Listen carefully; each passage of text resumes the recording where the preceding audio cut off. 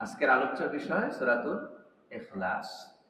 নাজিল হওয়ার দিক থেকে এর সিরিয়াল হলো 22। কত? 22। কিন্তু কোরআনে লিপিবদ্ধ হওয়ার দিক থেকে এর সিরিয়াল হলো 112। 112। এরপরে আর দুইটা সূরা আছে, 114 সূরা কোরআনে কারীম। এর মানে এটা একেবারে ইসলামের শুরুর দিকেই নাজিল হয়েছে।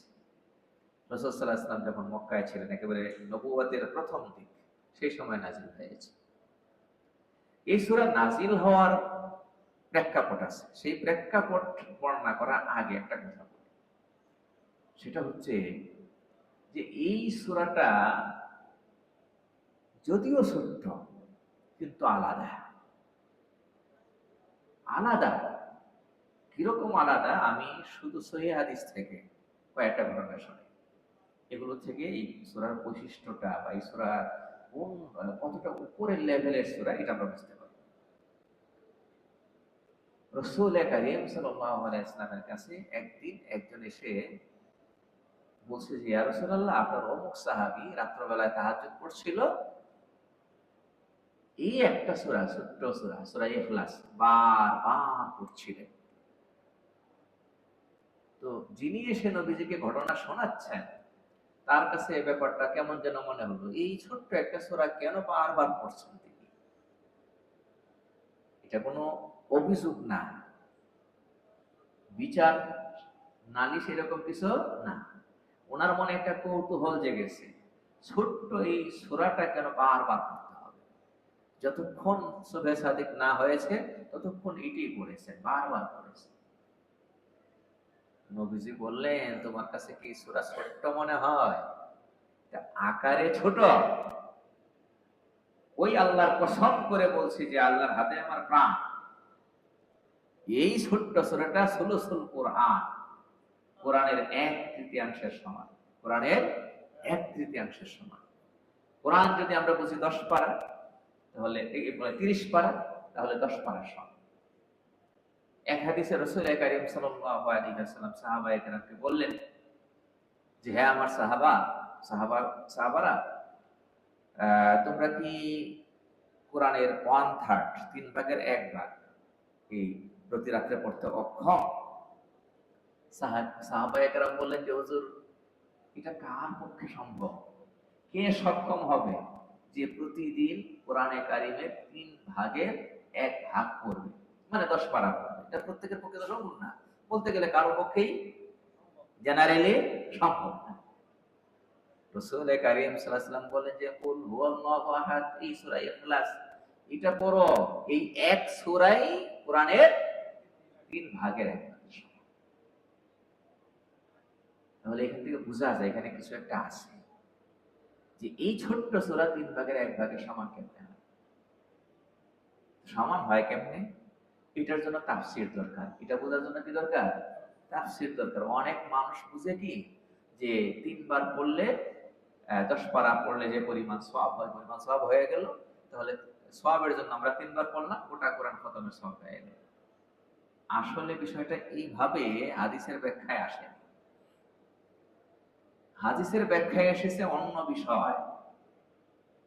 কোন বিষয় এসেছে সেটা বোঝার জন্য আরেকটা হাদিস শুনি। এক সাহাবীকে রাসূল কারীম সাল্লাল্লাহু আলাইহি ওয়াসাল্লাম লস্করের প্রধান বানায়া পাঠাইছেন। তুমি সেনা প্রধান। কাফেলা রওনা করিয়ে দিয়েছেন।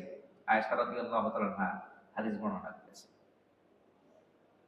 তিনি নামাজের ইমামত করতেন, নামাজ পড়াতেন। যিনি প্রধান হবেন তিনি কি করবেন? নামাজ পড়াবেন। কিন্তু উনি নামাজ পড়ানোর সময় এক সিস্টেম বানিয়ে নিয়েছেন। প্রত্যেক রাকাতে সূরা ফাতিহার পর একটা সূরা পড়তে হয়। সূরা যেটাই পড়েন বা কেরাত যেখান থেকেই পড়েন, শেষে দিয়ে আবার সূরা ইখলাসটা লাগিয়ে দেন প্রতি রাকাতে। বিষয়টা অভিনব হয়ে গেল না? যে প্রত্যেক রাকাতেই সূরা যাই পড়েন, এরপরে আবার কি করেন? সূরা ইখলাস পড়েন, পরে এটা মনে রাখবেন। সফর শেষ করে তারা যখন আসলেন, ঘটনাটা রাসূল কারীম সাল্লাল্লাহু আলাইহি ওয়াসাল্লামকে শোনানো হলো যে, ইয়া রাসূলুল্লাহ, যাকে লস্কর প্রধান বানিয়ে দিয়েছিলেন তিনি তো নামাজ পড়াতে গিয়া এইভাবে নামাজ পড়াতেন। এটাও কিন্তু কিনা অভিযোগ না, নালিশ না, নবীদের কাছে বিষয়টা বোঝা যে ওনার আমলটা ঠিক আছে কিনা বা এখানে কি। রাসূল কারীম সাল্লাল্লাহু আলাইহি ওয়াসাল্লাম বললেন তোমরা তাকেই জিজ্ঞাসা করো সে এমনটা কেন করতো, তাকে আগে জিজ্ঞাসা করো এমনটা কেন। সে সূরা ফাতিহাকে সব রাকাতে পড়া জরুরি মনে করতো কেন। জিজ্ঞাসা করা হলো, তিনি বললেন যে আমি এটা পড়তাম এই জন্যই লিআন্নাহা সিফাতুর রহমান, এই সূরাটা আমি প্রত্যেক রাকাতে পড়ি, বাদ দেই না। যিনি ফরজ নামাজে পড়েন ওনার কি সুন্নাত নফল নামাজে বাদ দেওয়ার সম্ভাবনা আছে? না। এত পড়ি কেন পড়ি? কারণ এটা হলো রহমানের বায়োডাটা। এখানে আমার রহমানের, আমার আল্লাহর পরিচয় আছে। আমার আল্লাহর কি আছে? পরিচয় আছে। এই জন্য আমি সূরাটাকে ভালোবাসি, মহব্বত করি। রাসূল কারীম সাল্লাল্লাহু আলাইহি ওয়াসাল্লাম বললেন তাকে সংবাদ দিয়ে আসো আল্লাহও তাকে ভালোবাসেন, মহব্বত করেন। তাহলে সূরা ইখলাসকে ভালোবেসে আল্লাহর ভালোবাসা পাচ্ছেন, সূরা ইখলাসকে ভালোবেসে আল্লাহর ভালোবাসা পাচ্ছেন। আচ্ছা, তিনি সূরা ইখলাসকে ভালোবাসেন কেন? যে এখানে কি আছে? রহমানের পরিচয় দেওয়া আছে।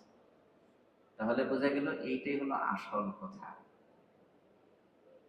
এই সূরার ভেতরে কিছু আছে, এটা তিনি বুঝতেন, বুঝেছেন, আর সেটাই বলেছেন আছে কি? রহমানের পরিচয়। আছে কি? রহমানের পরিচয়। হাদিসের ব্যাখ্যায় এই হাদিস না, এই সংক্রান্ত যে হাদিস আছে, বিশেষ করে যে হাদিসে সুলুসুল কোরআন, সূরা ইখলাসকে কোরআনের 1/3 বলা হয়েছে, এটার ব্যাখ্যায় আসছে হলো যে গোটা কোরআনের বিষয় 3 ভাগে ভাগ। মৌলিক কয়টা ভাগ করা যায় এখানে? 3টা, মোটা দাগে 3টা ভাগ। আহকাম,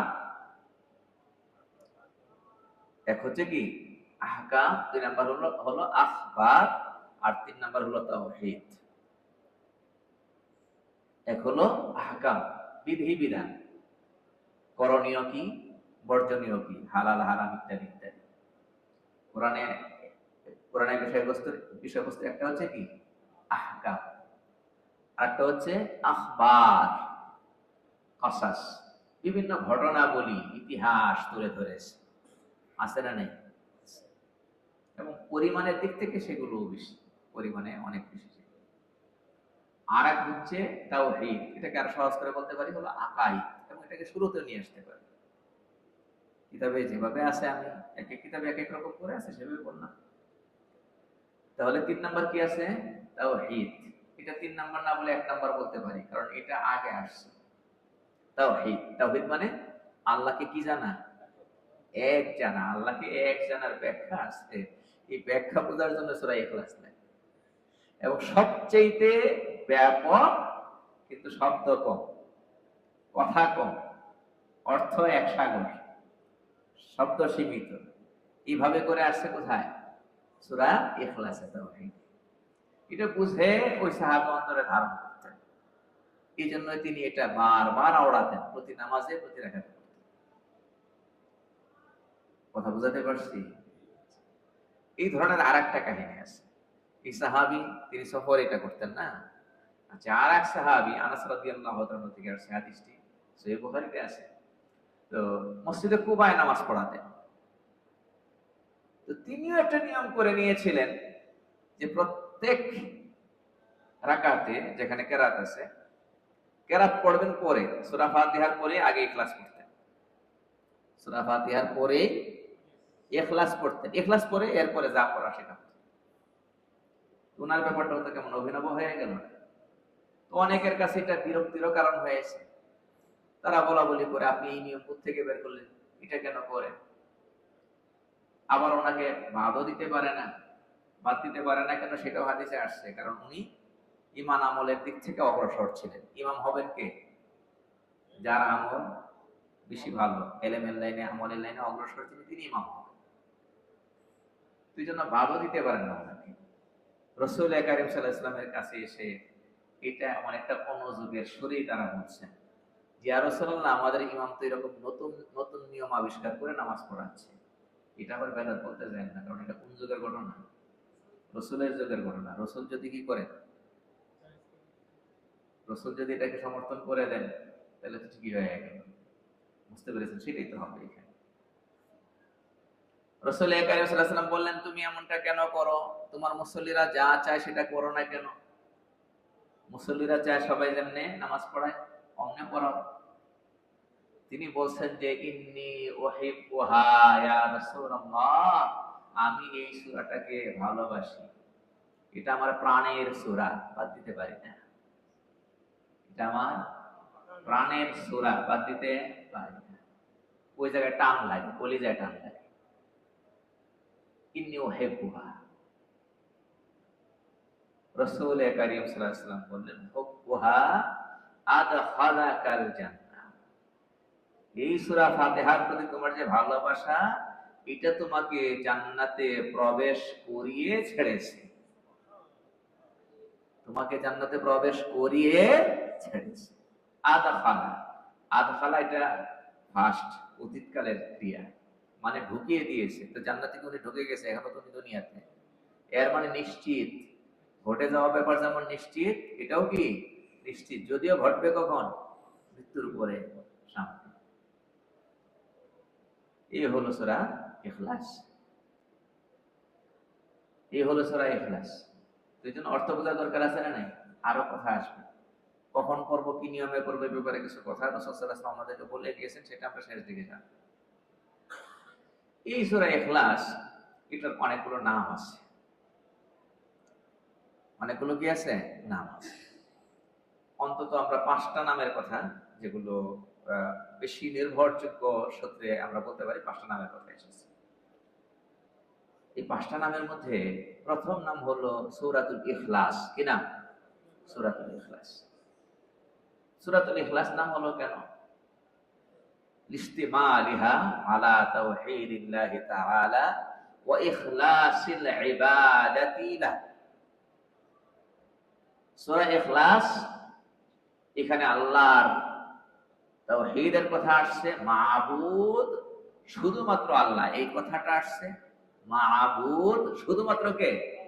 আল্লাহ, এই কথাটা আসছে। আর ইবাদত শুধুই তার জন্য করতে হবে।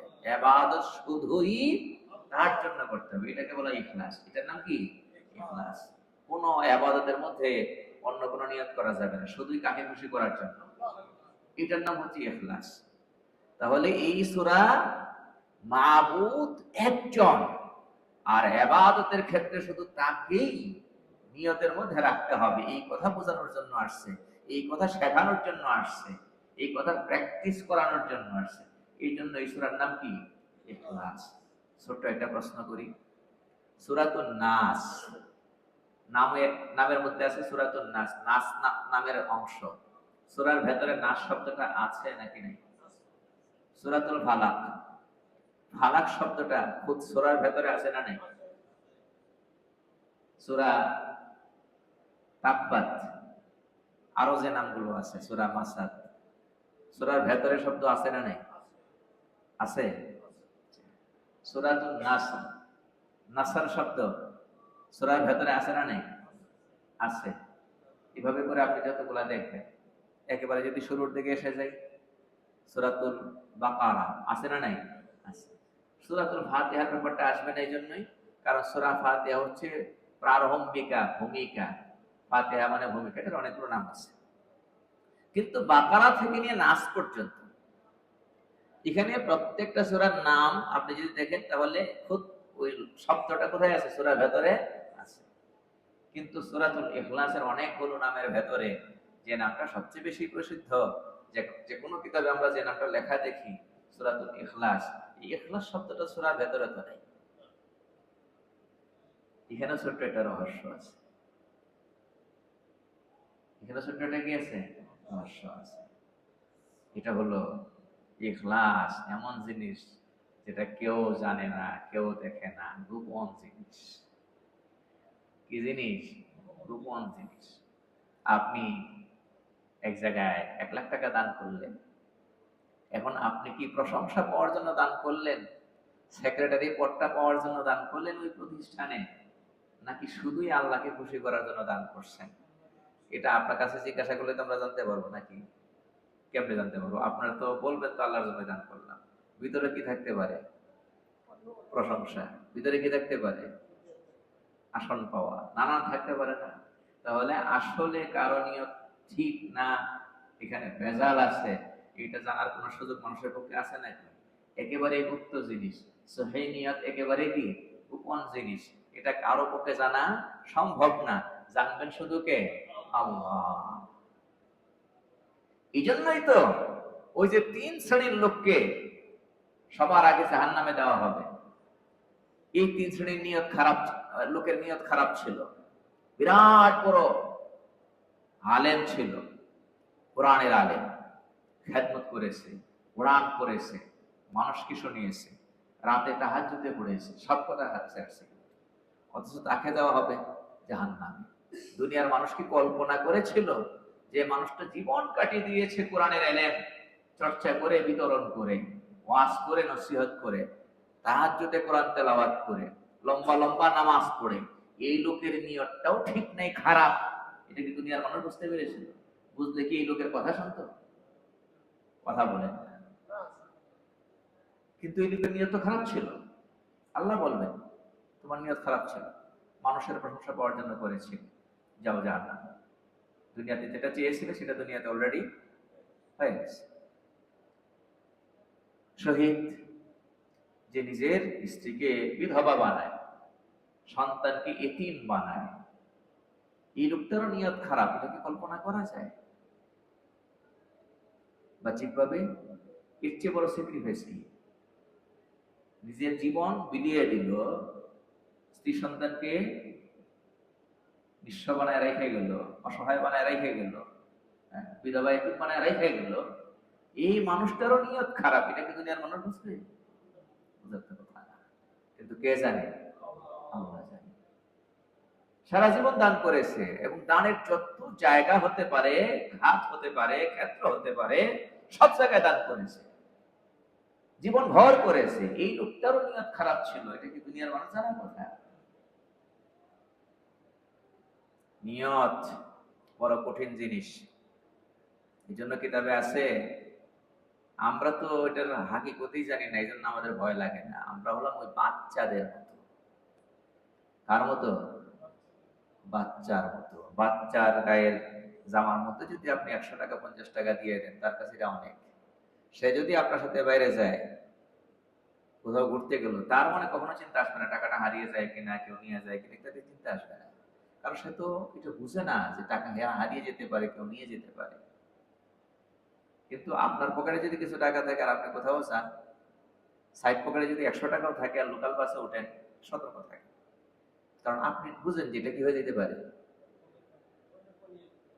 কেউ নিয়ে যেতে পারে, হারিয়ে যেতে পারে। আপনি মূল্য বুঝেন, আপনি টাকা চিনেন এবং টাকার মূল্য বুঝেন। আপনার বাচ্চা টাকা চিনেন না, টাকার মূল্য বুঝে না।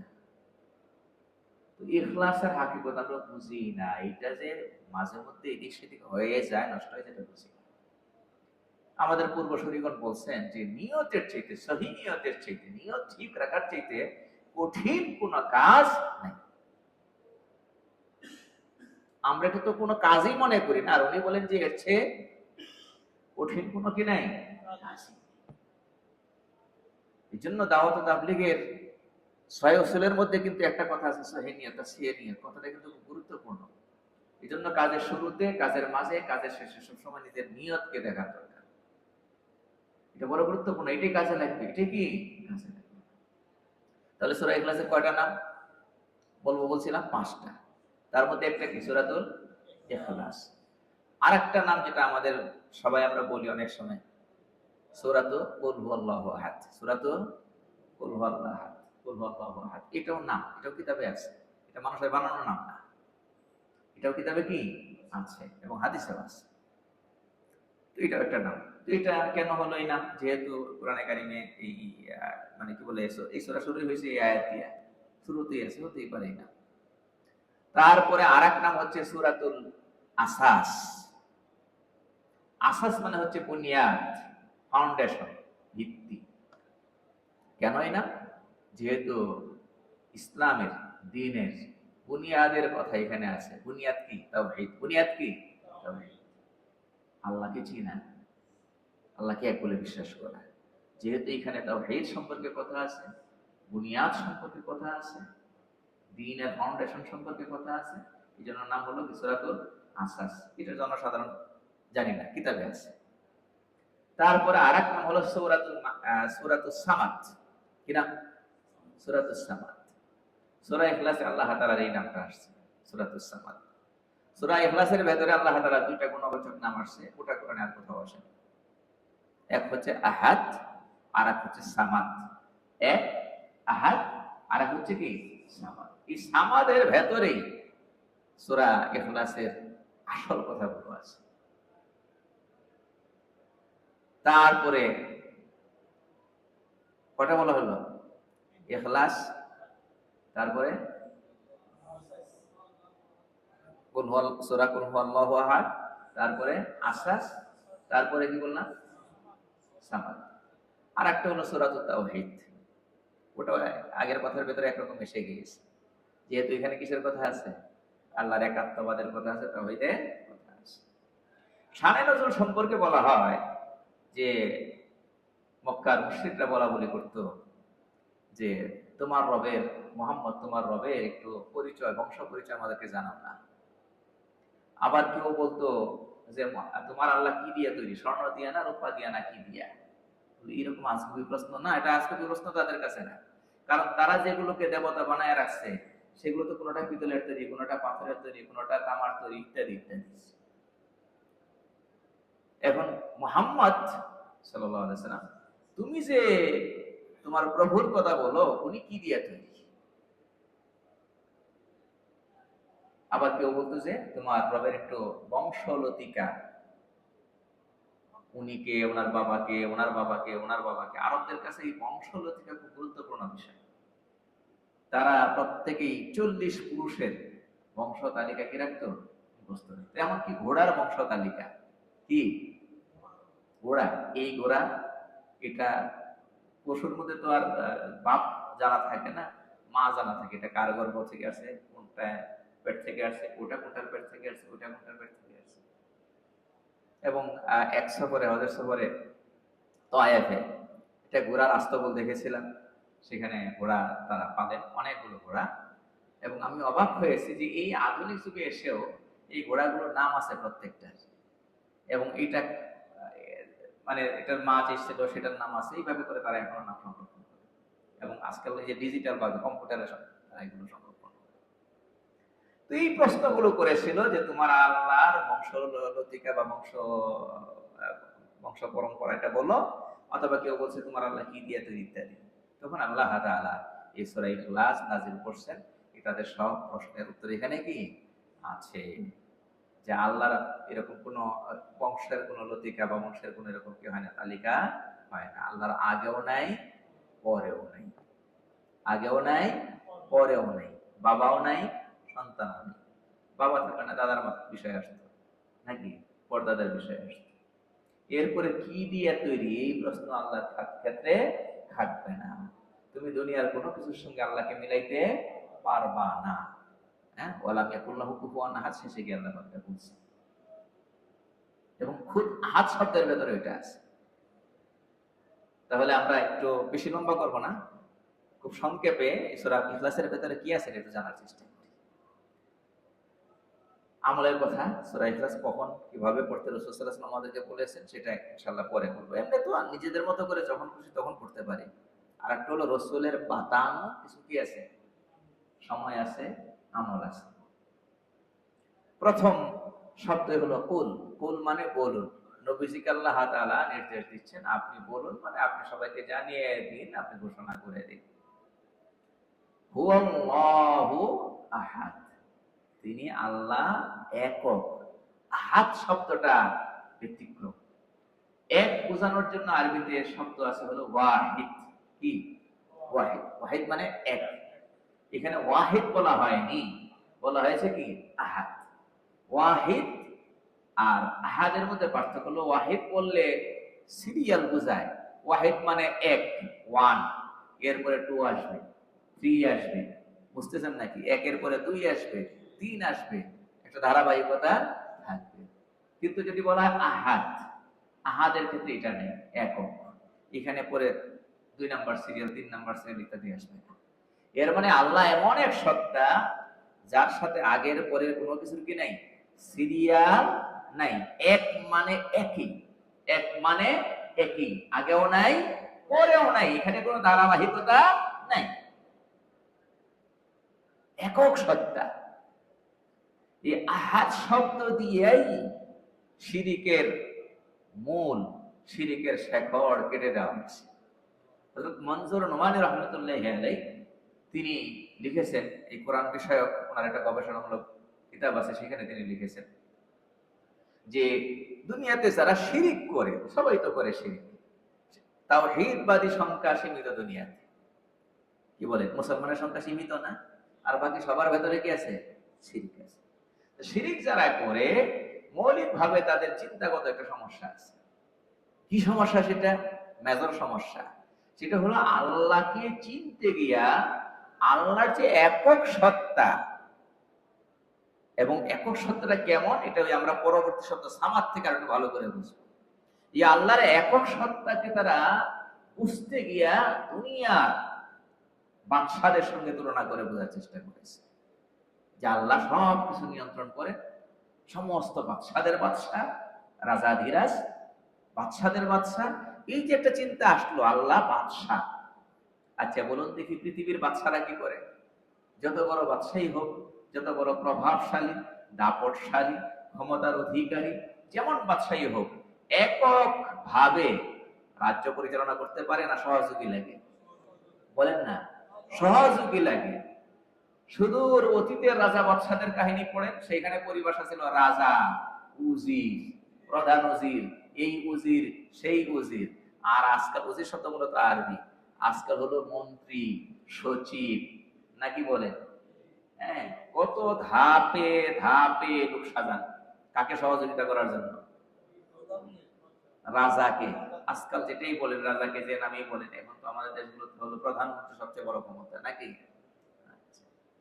কত লোক লাগে, কত কিসিমের লোক লাগে। তো সোজা যদি বলি তাহলে মন্ত্রণালয় লাগে অনেকগুলো। এখন এমন কোন রাষ্ট্র আধুনিক যুগেও পাওয়া যাবে না এই যে এত সবকিছু সহজ হয়ে গিয়েছে, হাতের মুঠায় এসে গিয়েছে, নাকি? একজনে অনেক জায়গায় বসে অনেক কিছু নিয়ন্ত্রণ করা যায়, মনিটরিং করা যায়। তারপরও এই আধুনিক যুগেও একটা রাষ্ট্র পাওয়া যাবে না যেখানে একজন মাত্র মন্ত্রী আছে, সেখানে একজন থাকলে তার প্রধান বলার সুযোগ লাগবে, প্রধান বলা লাগবে না। প্রধান তো বলতে যেখানে সহযোগী, সহকারী আরো কি আছে। এখন একটা রাষ্ট্র কেমন পাওয়া যাবে যেখানে মন্ত্রীকে বলে একজন, উনি শিক্ষাও দেখেন, উনি স্বাস্থ্যও দেখেন, উনি যোগাযোগও দেখেন, হ্যাঁ, উনি শিল্পও দেখেন, উনি বাণিজ্যও দেখেন, উনি স্বরাষ্ট্রও দেখেন, উনি পররাষ্ট্রও দেখেন, উনি সব দেখেন, পাওয়া যাবে নাকি? তাহলে প্রাচীন এবং আধুনিক সব যুগে রাজা বললে যাকে বোঝানো হয় তার আরো সহযোগী লাগে। উনি বলে যে আমি একা সামলাইতে পারবো না, স্বাস্থ্যটা তুমি দেখো, তুমি স্বাস্থ্যমন্ত্রী, তুমি শিক্ষাটা দেখো, তুমি শিক্ষামন্ত্রী, তুমি যাতায়াত যোগাযোগটা দেখো, তুমি যোগাযোগ মন্ত্রী, তুমি শিল্পটা দেখো, তুমি শিল্পমন্ত্রী, তুমি পরিবহন সেক্টর দেখো, তুমি এই লাইনের মন্ত্রী, তুমি বাইরের বিষয়টা দেখবা পররাষ্ট্রমন্ত্রী, তুমি অভ্যন্তরীণ বিষয়গুলো দেখবা স্বরাষ্ট্রমন্ত্রী, ভাগ করে দিয়ে দেয়। এখন ওরা ওইভাবে চিন্তা করছে যে আল্লাহ তিনি তো বাদশাদের বাদশা, তাহলে তার আরো কিছু সহযোগী সহকারী থাকা লাগবে। ওইগুলো বানায় আনছে নিজেরা। ওগুলো কি করছে? নিজেরা বানায় আনছে। বিদ্যার জন্য আলাদা দেবী, মঙ্গলের জন্য আলাদা, অমঙ্গলের জন্য শনি। আছে না এরকম ভাগ ভাগ করা আছে না? হ্যাঁ, আমাদের দেশে তো কিছু এগুলো মাঝে মধ্যে তো আসে। হ্যাঁ, বিদ্যার জন্য বলে সরস্বতী, নাকি? হ্যাঁ, এরপরে কি জানি মঙ্গল শোভাযাত্রা করে, সেখানে তো মঙ্গলের আইডিয়া থেকে আসছে। আছে না এই কথাগুলো? আল্লাহ মাফ করুন। তাহলে চিন্তাগত ভুল হয়েছে। আল্লাহকে বুঝছে কাদের সাথে মিলায়া? দুনিয়ার রাজা বাদশাদের সাথে মিলায়। আল্লাহ বলছেন যে না, আমি আহাদ। আমি কি? আহাদ। আমার এখানে আগে পরে কোনো কিছু নেই, আমি একক সত্তা। এখানে একক মানে একক, আমি একক ভাবেই সব করি, একক ভাবেই সব করি। আমি এক আল্লাহ, সব সামলাই, সব আমি একা সামলাই। এবং সেই সামলানোর মতো যত যোগ্যতা থাকার দরকার, যত গুণ থাকার দরকার, আমার ভেতরে সব আছে এবং কমপ্লিটলি আছে, পরিপূর্ণ আছে। আমার কারো সহযোগিতা দরকার হয় না, আমার কারো সহযোগিতা দরকার হয় না। আল্লাহুস সামাদ, এখানে কি এটা বলা হয়েছে? আল্লাহুস সামাদ। সামাদ মানে কি? সামাদের ব্যাখ্যা অনেক বড় করে বলা যায়, সংক্ষেপে বলা যায়। সংক্ষেপে যদি বলি, আস-সাইয়্যিদ আল্লাযী কামুলা ফি সুদাদিহি ওয়া গানাইহি। ওই প্রভু, ওই প্রভু, ওই মনিব, যিনি নিজের প্রভুত্বে পরিপূর্ণ, অমুখাপেক্ষিতায় পরিপূর্ণ, কারো প্রতি মুখাপেক্ষিতা নেই। মুখাপেক্ষী সহযোগী কি বলে, মুখাপেক্ষিতা সহযোগিতা কার লাগে? যার মধ্যে গ্যাপ আছে, যার মধ্যে দুর্বলতা আছে। যার মধ্যে কি আছে? গ্যাপ আছে। যার মধ্যে কি আছে? দুর্বলতা আছে। বুঝতেছেন? আমি আমার শিক্ষকের কাছে যাব কেন? শিখতে হবে, আমার শেখার দুর্বলতা আছে। আমি ডাক্তারের কাছে যাব কেন? স্বাস্থ্যগত বিষয়ে যতটুকু আইডিয়া থাকার দরকার আমার নাই, এই জন্য ওনার কাছে যেতে হবে। উনি আবার আর এক জায়গায় যান। কথা বুঝতেছেন না? তো এই যে আমরা যে একজন আর একজনের কাছে যাই, সব জায়গায় দুর্বলতা আছে বলে যাই নাকি দুর্বলতা নাই বলে যাই? কথা বলেন না। দুর্বলতা আছে বলেই যাই। এবং আমাদের জীবনের প্রতি ক্ষেত্রে, এই যে দেখেন, একবার ঘুম থেকে উঠা থেকে নিয়ে আর একবার ঘুমানো পর্যন্ত আপনার কত শ্রম লাগে, কত শ্রমের কাছে যেতে হয়। হ্যাঁ, সমাজের পথ পজিশনে উনি ছোট হোক বা বড় হোক, কিন্তু আপনার ঠেকা আছে, আছে না নাই? কথা বলেন না। ঠেকা আছে। রিক্সা চালকের কাছে আপনার ঠেকা আছে, আছে না নাই? নাপিতের কাছে আপনার কি আছে? ঠেকা আছে। কতজনের কাছে ঠেকা, লেভেল হিসেবে উপরে দেখেন আর নিচে দেখেন।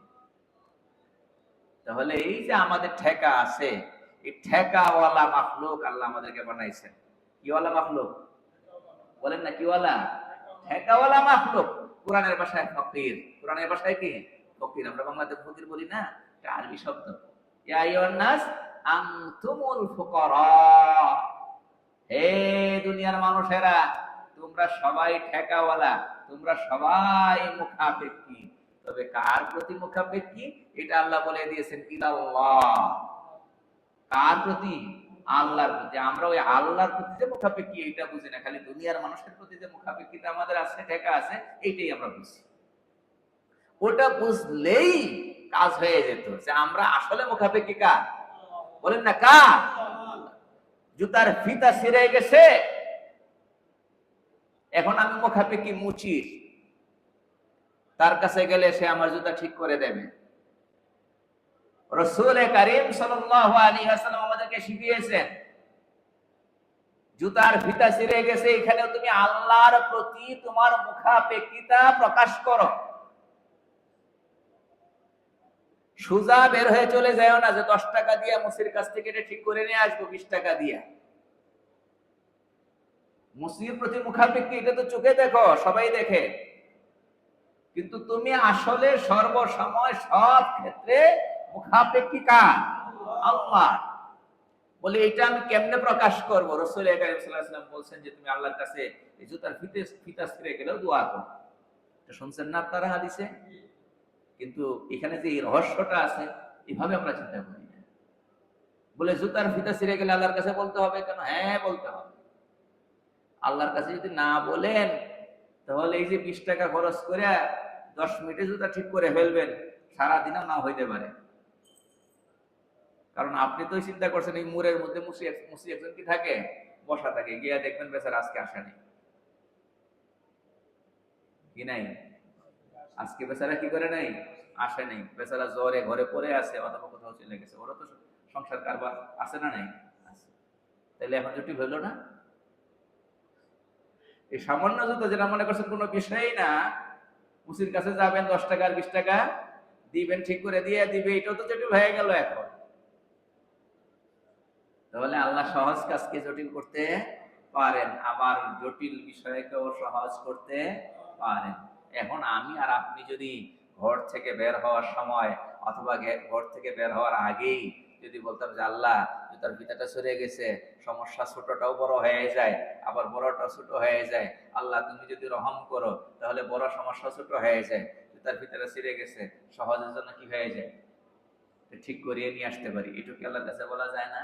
তাহলে আমি যে আল্লাহর প্রতি মুখাপেক্ষী, বড় বিষয় ছোট বিষয় সব বিষয়ে এটা প্রকাশ পাইতো কি পাইতো না? হ্যাঁ, এইটাই কিন্তু বলা হয়েছিল। এবং সামাদ শব্দের ভেতরে এটা আছে। সামাদ শব্দের অর্থের অর্ধেকটা বলেছে, আর অর্ধেকটা বাকি রয়েছে। অর্ধেকটা কি বলেছিলাম? as-sayyid alladhi kamula fi sudari wa ghanai, ওই মনিব যিনি নিজের প্রভুত্বে পরিপূর্ণ, কোনো ঘাটতি তার মধ্যে নেই, কোনো ঘাটতি তার মধ্যে নাই, এই জন্য আর কারো মুখাপেক্ষী হওয়া লাগে না। বুঝতে পেরেছেন? তিনি অমুখাপেক্ষী। এরপরে কথা 2 নাম্বারটা রয়ে গেছে, আল্লাযী ইউকসাদু ফি কাদাইল হাওয়াইজ, সামাদ তিনি প্রয়োজন পুরা করার জন্য, মানুষের প্রয়োজন মেটানোর জন্য যার কাছে চাওয়া হয়, যার কাছে বলা হয়, যার দ্বারস্থ হতে হয়, তিনি সামাদ। এখন আপনি আমি যদি সামাদকে সামাদ হিসাবে চিনি, আপনি আর আমি যদি সামাদকে মানে আল্লাহকে সামাদ হিসাবে জানি, তাহলে দোয়ায় হাত উঠবে কি উঠবে না? কথা বলেন না, উঠবে কি উঠবে না? উঠবে। কারণ আমি বুঝবো যে আমি পদে পদে কদমে কদমে কার মুখাপেক্ষী? আল্লাহর মুখাপেক্ষী। আমার সমস্ত প্রয়োজন তিনি পুরা করতে পারেন। এবং যখন হাত উঠাবো না, হাত না উঠিয়ে মনে মনে তখন আল্লাহর কাছে বলবো। ওই যে বললাম জুতা ফিতা ছিঁড়ে গেলেও আল্লাহর কাছে বলতে হবে, তখন কি হাত উঠানো আবশ্যক নাকি? তখন হাত উঠানো কি না আবশ্যক না? দোয়া এভাবেও করা যায়, সবসময় হাত উঠায় করা লাগে না। বাকি হাত উঠায় দোয়া করা হলো সময় বিশেষ করলাম, সেটা দোয়ার পূর্ণ রূপ। কারণ যখন আমি কাঙ্গালের মতো হাত তুললাম, ভিখারির মতো হাত পাতলাম, এখানে আল্লাহর প্রতি আমার মুখাপেক্ষিতা এবং আমার যে আব্দিয়ত, আমি যে আল্লাহর গোলাম, সেটা পরিপূর্ণরূপে কি পায়? প্রকাশ পায়। কিন্তু এটা সবসময় আবশ্যক করা হয় নাই। আপনি রাস্তা দিয়ে হাঁটছেন, তখন একটা সমস্যা হয়েছে, তখন আপনাকে দোয়া করতে হবে, তখন কি দাঁড়ায় হাত তুলতে হবে নাকি? না, মনে মনে বললেই হবে, ঠোঁট নেড়ে বললেই হবে। হাত তোলাটা সবসময়ের জন্য কি না আবশ্যক না। তাহলে আল্লাহকে যদি আমরা সামাদ হিসেবে চিনি, আল্লাহকে যদি সামাদ হিসেবে চিনি, দুইটা লাভ হবে।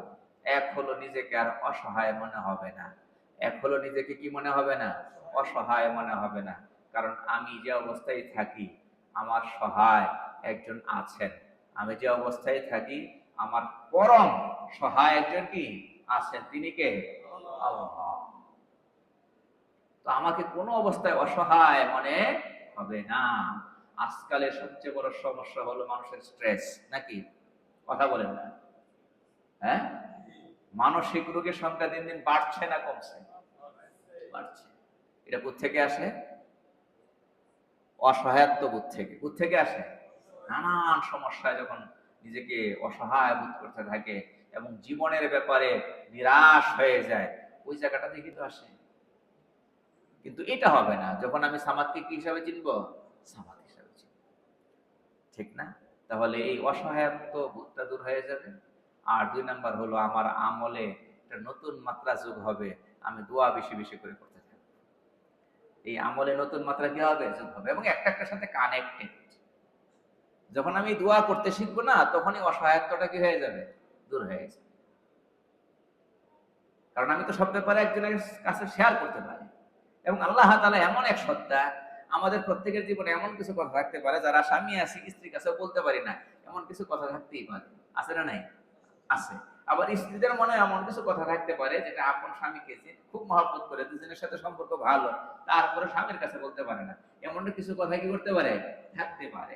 সন্তান বাবার কাছে বলতে পারে না, বাবা সন্তানদের সাথে শেয়ার করতে পারে না, এক বন্ধু আর এক বন্ধুর সাথে শেয়ার করতে পারে না। এরকম কিছু কথা থাকতে পারে। সমস্ত কথাগুলো কার কাছে বলা যায়? আল্লাহর কাছে বলা যায়। আজীব ব্যাপার, আল্লাহর কাছে বলা যায়। এখানে লাজ, লজ্জা, সংকোচ কিচ্ছু এখানে থাকে না ভয়। কেমনে বলি, ভয় লাগে না। কিন্তু ছাত্র অনেক সময় শিক্ষকের কাছে গিয়ে বলতে ভয় পায়, কর্মচারী বসের কাছে গিয়ে বলতে অনেক সময় ভয় পায়, ভুলে যায় যা বলবে সামনে গিয়ে দাঁড়ানোর পরে ভুলে যায়, ভয়ে ভুলে যায়। কিন্তু আল্লাহর কাছে বলতে এরকম ভয় লাগে নাকি? যে আল্লাহর কাছে কি বলবো চিন্তা করে আসছিলাম, হাত তোলার পরে ভয় পাইয়া গেছি, বলতে পারি না। কি এক পরম মালিক। কুল হুয়াল্লাহু আহাদ আল্লাহুস সামাদ লাম ইয়ালিদ ওয়া লাম ইউলাদ। লাম ইয়ালিদ, তিনি কোনো সন্তান জন্ম দেননি। ওয়া লাম ইউলাদ, তিনিও কারো ওরসে জন্মগ্রহণ করেন। মানে সন্তানও নাই, পিতাও নাই।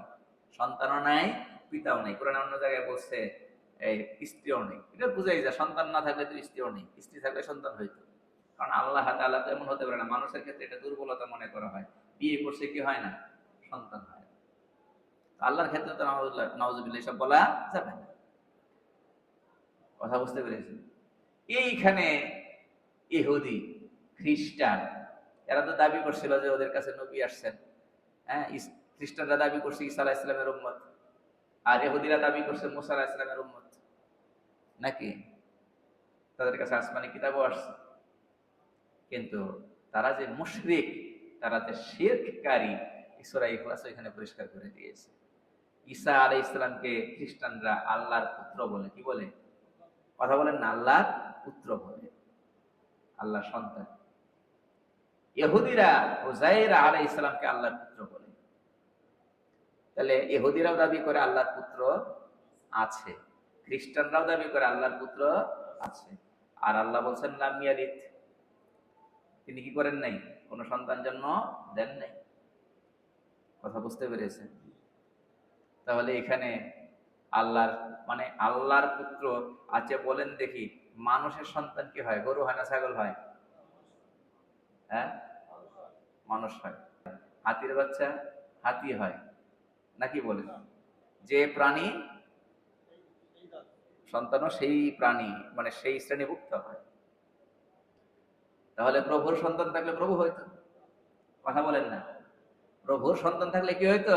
প্রভু হইতো। এবং তারা তো সেটাই বিশ্বাস করছে, সেটাই তো কি করছে, বিশ্বাস করছে। খ্রিস্টানরা ঈসা আলাইহিস সালামকে খোদার মর্যাদা দিয়েছে না, প্রভুর মর্যাদা দিয়েছে না? তাহলে শিরিক হয়েছে কি হয় নাই? আবার মক্কার যারা মুশরিক ছিল তারা বিশ্বাস করতো ফেরেশতারা হলো আল্লাহর কন্যা। ফেরেশতারা কি আল্লাহর কন্যা সত্তা। এই ব্যাপারেও কোরআনে আলোচনা আছে। তাহলে ওরাও ওখানে ভুল করছে, আল্লাহ সন্তান বিশ্বাস করছে। আল্লাহ বলেন যে আমার কোনো সন্তানও নাই, আমিও কারো কিনা সন্তান না। কারণ সন্তান হওয়া, সন্তান জন্ম দেওয়া, দুটার মধ্যেই মুখাপেক্ষিতা আছে। হ্যাঁ, সন্তান হওয়া মানে বাবা ছাড়া হতে পারবে না, তাহলে বাবার মুখাপেক্ষী, মায়ের মুখাপেক্ষী। সন্তান জন্ম দিতে গেলে কি লাগবে? স্ত্রী লাগবে, এখানে স্ত্রী মুখাপেক্ষী, ইত্যাদি ইত্যাদি। এগুলো খুব আহাদ শব্দের ভেতরে ছিল, আল্লাহ আরো পরিষ্কার করে দিলেন। এরপরে শেষ কথা, এই সব কথাকে আরো সহজ করে দিল। ওয়ালাম ইয়াকুল্লাহু কুফুয়ান আহাদ, আল্লাহর সমকক্ষ, আল্লাহর সমান কেউ নাই, কেউ নাই। আল্লাহ এমন এক সত্তা, আল্লাহ এমন এক সত্তা, একক সত্তা, যার আগেও নাই, পরেও নাই, যার কোনো সহযোগী লাগে না। সব দিক থেকে সমস্ত গুণাবলীতে তিনি পরিপূর্ণ, পরিপূর্ণ। আজিব সূরা না? কি মনে করেন, সূরাটা কি সহজ নাকি আজিব সূরা? আজিব কোন দিক থেকে? আল্লাহ তাআলার তাওহীদের কথা, আল্লাহর পরিচয়ের কথা কত সুন্দর করে ঢুকায় দেওয়া হয়েছে। আর আল্লাহকে আমরা কারা এটাও এসে গেছে। আমরা হলাম ভিখারি কার দরবারে? বলেন না, কার দরবারে? ছোট বিষয় না বড় বিষয়ে না সব বিষয়ে? সব বিষয়ে। রাসূল কারীম সাল্লাল্লাহু আলাইহি ওয়াসাল্লাম আমলের কথা বলেছেন। তিনি বলেছেন প্রতিদিন সকালে, প্রতিদিন সন্ধ্যায় 3 বার সূরা ইখলাস, সূরা ফালাক, সূরা নাস পড়ো।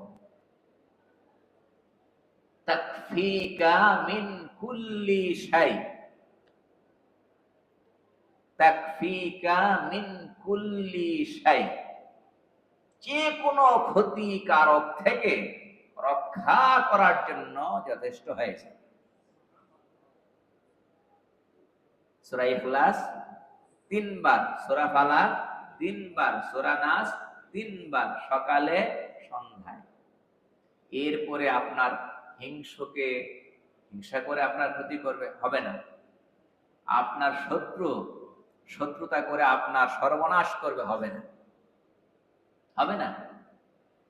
বলে আজকাল তো আর এক সমস্যা, কঠিন সমস্যা শোনা যায় অনেকের ক্ষেত্রেই, কালো জাদু, ব্ল্যাক ম্যাজিক। জাদু করে আপনার সর্বনাশ করবে হবে না, কেউ করতে পারবে না। আপনার কোনো তদবিরকারীর কাছে যাওয়ার দরকার নেই, কবিরাজের কাছে যাওয়ার দরকার নেই। আপনি আমল ধরেন, সূরা বাকারা, সূরা আলে ইমরান, সূরা নিসা পড়তে হবে না। সূরা বাকারা ফজিলত আলাদা জায়গায় আছে, কিন্তু ওগুলো যদি প্রত্যেকদিন সকালবেলা এক খতম করা লাগতো কমসে কম, আর সন্ধ্যায় করা লাগতো, তাইলে আমরা অজুহাত পেশ করতে পারতাম। সূরা বাকারাটা, সূরা আলী ইমরানটা, সূরা নিসাটা এত বিশাল, এগুলো একবার করে সকালে পড়তে হবে, একবার করে সন্ধ্যায় পড়তে হবে, কি করে সম্ভব? সেটা তো আল্লাহ রাসূল সাল্লাল্লাহু আলাইহি ওয়াসাল্লাম আমাদেরকে বলেননি। বলছেন সূরা ইখলাস 3 বার পড়ো, সূরা ফালাক 3 বার পড়ো, সূরা নাস 3 বার পড়ো। কি আধা ঘন্টা লাগবে? 10 মিনিট 15 মিনিট মনে হয় না, 1 মিনিট 1.5 মিনিটে হয়ে যাবে। একটু খেয়াল করে পড়তে হবে, মনোযোগ দিয়ে পড়তে হবে, বিশ্বাস নিয়ে পড়তে হবে। কি নিয়ে পড়তে হবে? বিশ্বাস। সূরা ইখলাসের মধ্যে বিশ্বাস কি? যে সবকিছু কার হাতে? বলেন না, সবকিছু কার হাতে? আল্লাহর হাতে। এবং আমার সমস্যার কথা আমি তো তাকেই বলবো। এই বিশ্বাস আপনি সূরা ইখলাস পড়ার সময় অন্তরে পোষণ করুন। সূরা ফালাক পড়ার সময় আপনি সূরা ফালাকের মিনিং এটা আপনি মাথায় রাখলেন। সেখানে যেটা আছে সার কথা হলো এটা, সৃষ্টি মানুষ, এই সৃষ্টির ভেতরে যারা মানুষ, এই মানুষের পক্ষ থেকে যত রকমের অনিষ্ট হতে পারে সেগুলো থেকে আমি আল্লাহর কাছে পানা চাচ্ছি।